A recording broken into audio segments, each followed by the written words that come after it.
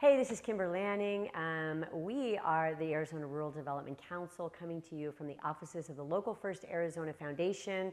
And I'm going to be in your living room once a month telling you about all the great stuff happening in rural Arizona.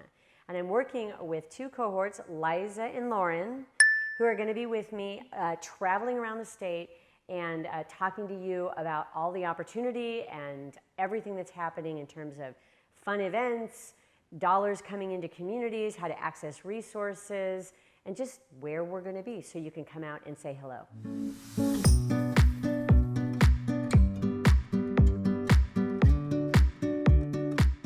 At Local First Arizona Foundation, one of our key pillars is rural community and economic development, and we're working on changing up our strategy, and we're expanding our strategy and growing our team. For those of you who have been following along for quite some time, and you know me, we've been doing really great work in a lot of rural communities and innovative work too. But it took Liza Nolan to get all that nonsense out of my brain and get it into a wonderfully designed document that talks about the work that we're doing to build a more diverse and resilient Arizona economy. So we do this by coming in and doing a lot of forums and workshops aimed at your elected officials or key leaders or your small business community, tourism professionals, and others. So let us know what you need.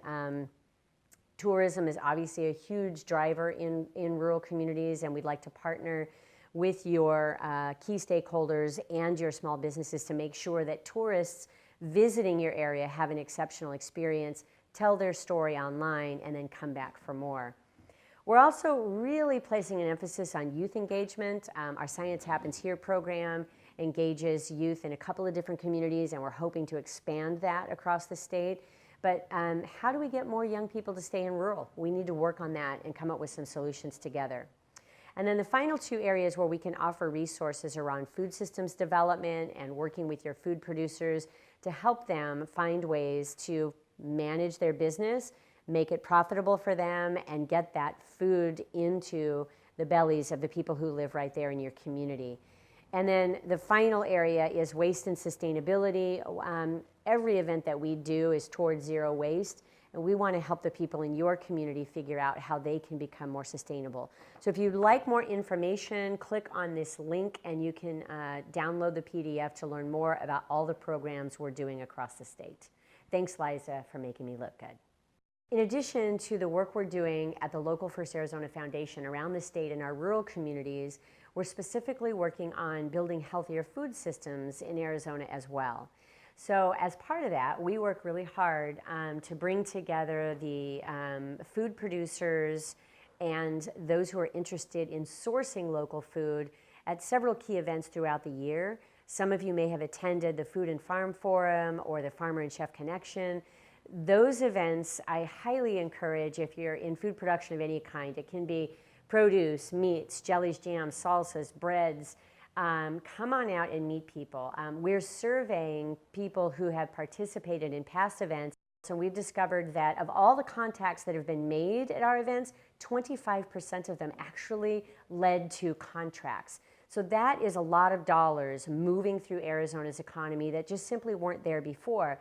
So keep the survey results coming, and I would encourage you to participate in our food events. Even if you're just a foodie geek like me and you want to know what's made locally, it's a great time to come out and meet local food producers and really better understand the challenges we're facing in terms of getting healthy, locally produced foods into Arizona's households. We're going to fix that.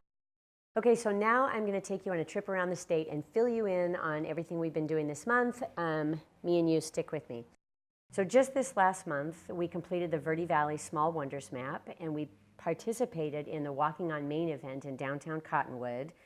I went out to Eager and did a site visit for next year's Rural Policy Forum, and while I was there, I did a Leverage Your Localness talk to a group of about 40 super enthusiastic business owners there. I also completed site visits in Yuma and in the Tubac-Sahuarita area. Thank you all for all your hospitality out there. I loved seeing you and learning more about the community. Now we're going to take it to the Arizona Rural Advisory Board to talk to them about which of these three communities is going to be the host for the 2019 Rural Policy Forum.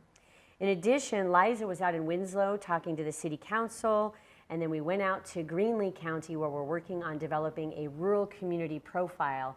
And they've been incredibly wonderful in getting us feedback and wonderful photographs of all the beautiful things happening out in Greenlee County. They always tell me that I say Greenlee wrong. I think you should vote. Like, is it Greenlee or is it Greenlee? Greenlee, Greenlee. I always say Greenlee, and they keep correcting me. I don't know. Tell me what you think. Safford, we are in Safford for micro lending. We're lending out all kinds of money in the Safford region, Safford-Thatcher region in Graham County, and I think we should work together to identify other regions across Arizona that need access to capital. This is a great opportunity for all of us. And then finally, back in Graham County, we did an opportunity zone session where we were developing a one sheet so that that region, they have one opportunity zone in Graham County. It happens to be in Thatcher. And we help them develop a one sheet so they can get out there and market it. What we don't want to happen is for all of those dollars that are coming through Opportunity Zone funds to stay in Maricopa County. Boo to that. We need to get those dollars out into rural communities. And so if we can help you in your community identify your zone, identify your other assets in that zone, and help you market it to attract additional investment in your community, please let us know. Also, you should know the Shark Tank event that went off in Graham County was amazing. They attracted 7 entrepreneurs to come in and pitch their ideas to a panel of judges. And the judges actually decided that every single one of the applicants should win something. But the biggest winners were 2 companies that will create at least 5 to 7 jobs. So really exciting use of those funds. They had $20,000 in prizes to give away at that Shark Tank event, courtesy of Freeport-McMoran. So congratulations go out to Graham County for that. And then also wanted to announce that Globe just completed a Recharge Our Community Economy program.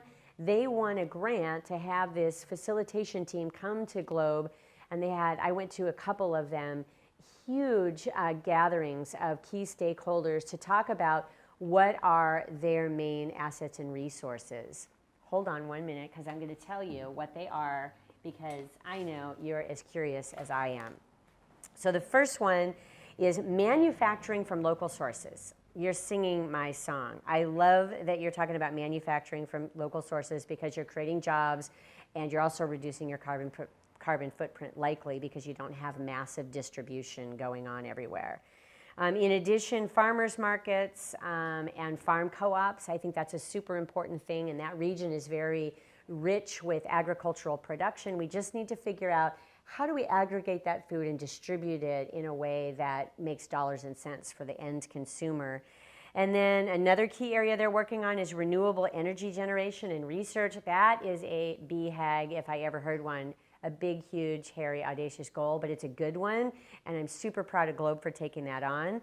And obviously, they have such a charming downtown. That's a really important piece of what they're going to do, is downtown and community revitalization. And then finally, what a lot of people go to Globe for is nature, tourism, and outdoor recreation. They're working really hard to figure out how to market better their access to the lake and the outdoor fun sports that they have going on at all times. So congratulations to Globe for completing this process. We are sitting on the edge of our seat waiting to hear what will be the next steps for Globe.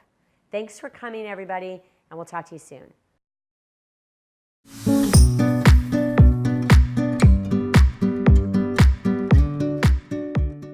Stay tuned for details. Last year, they gutted a bunch of sharks. Duh. When you talk about a map, you have to show the map.